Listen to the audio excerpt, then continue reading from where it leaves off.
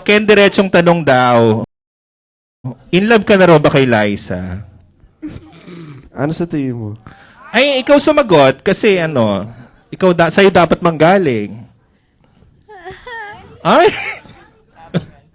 Abangan nyo, may forever naman eh. Diretso lang, nasagot. Yun na yun. Ano Yun na yun? yun. Oo, di ba? Ano sabi direct? Ano? Silence means...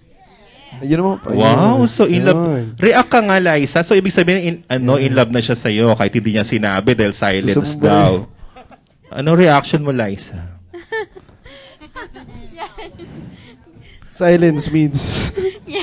Alam mo na ba yon? Sinabi na ba sa'yo ni Ken or pinaramdam na sa'yo? Nasabi na ba niya? Na-verbalize na ba niya?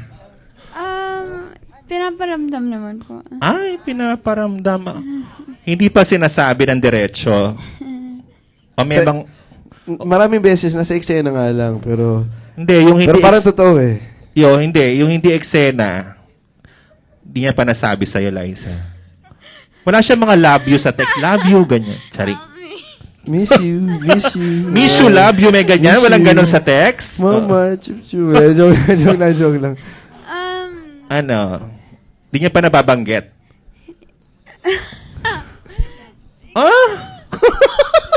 Hindi kayo magjowa na kayo. Yung totoo. Hindi. Po. Totoo Sige, ba? ito. Alan Dionis, Sige, Enrique Hill. ito na. Silence means yes. Joke lang.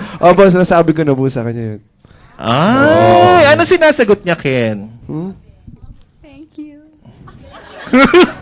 Ano sagot niya? Thank you. Thank you sa I love you, thank you. Ganon? May moving ganon.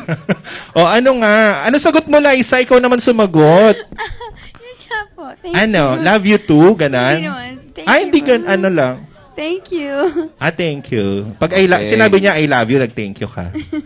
Sabi ko, you're welcome. You're welcome daw. Oo. Sige na nga, thank you ha. Salamat Thank you, ha. thank you. Thank Good you. luck. You're welcome. Thanks, Alan.